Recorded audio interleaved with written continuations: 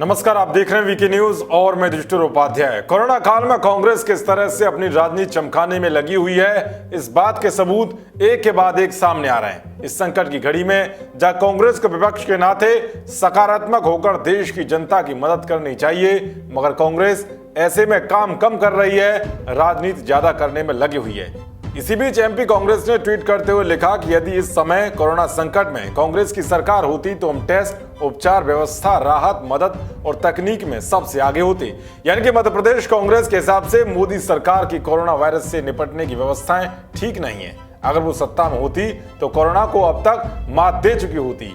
इसके तहत कोरोना से निपटने वाली मोदी सरकार की व्यवस्थाओं की दुनिया के बड़े से बड़े देश और WHO समेत सुप्रीम कोर्ट तक भी तारीफ कर चुका है। अब सवाल यह है कि कांग्रेस को दिक्कत कहां है।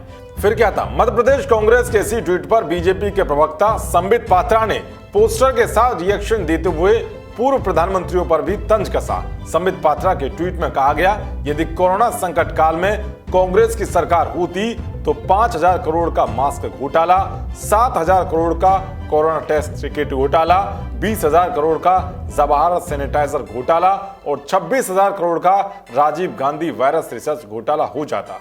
संबित पात्रा ने अपने ट्वीट के साथ पोस्टर भी जारी किए, जिसमें पूर्व प्रधानमंत्री जवाहरलाल नेहरू और राजीव गांधी की फोटो को लगाया गया।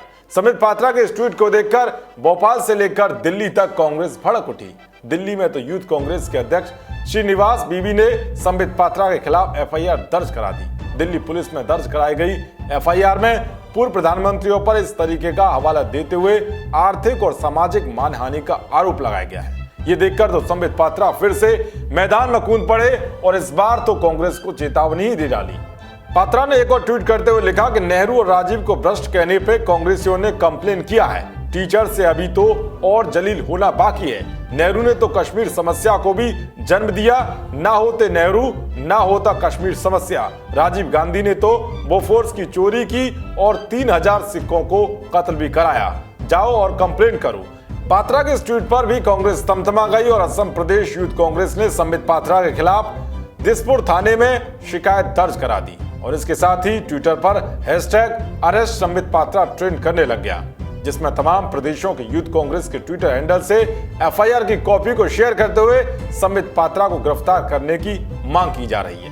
असम यूथ कांग्रेस ने ट्विटर हैंडल से एक और ट्वीट करते हुए संबित पात्रा के ट्वीट को अराजकता का प्रतीक बताते हुए लिखा कि पढ़े लिखे लोगों, एक बात बताओ, क्या यह ट्वीट अराजकता का प्रतीक नहीं है?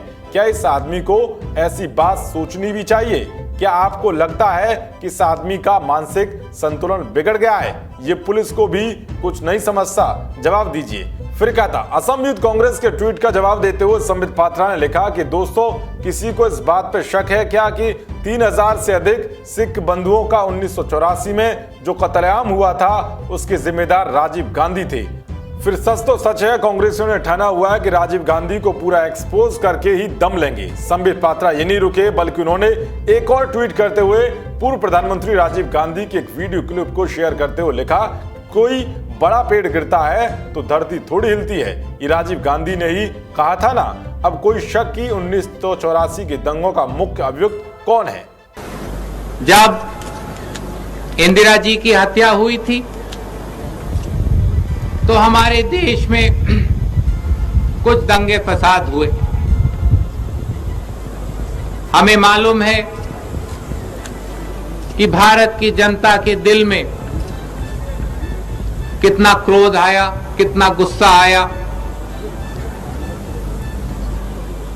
और कुछ दिन के लिए लोगों को लगा कि भारत हिल रहा है।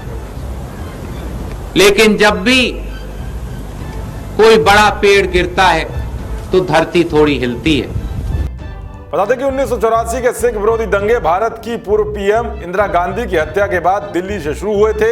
31 अक्टूबर 1984 को इंदिरा गांधी की उनके 2 सिख गार्ड ने हत्या कर दी थी। दिल्ली से शुरू होकर दंगे देश के कई हिस्सों में फैल गए थे। इन दंगों में लगभग 3,000 से ज्यादा मौतें होने का दावा किया जाता है, जो खुद बीजेपी के प्रवक्ता संबित पात्रा ने किया है। 84 में सिख दंगों के वक्त राजीव गांधी देश के प्रधानमंत्री थे। राजीव गांधी पर दंगा भड़काने वालों पर सख्ती नहीं करने का आरोप लगाया गया था। दिल्ली में सिख दंगों में कांग्रेस के कई नेता के शामिल होने का आरोप है। राजीव गांधी ने दंगों के दौरान ही भड़काऊ बयान देते हुए कहा था कि बड़ा पेड़ गिरता है तो धरती थोड़ी हिलती है। माना गया कि राजीव गांधी के इस बयान से दंगा भड़काने वालों को बल मिला।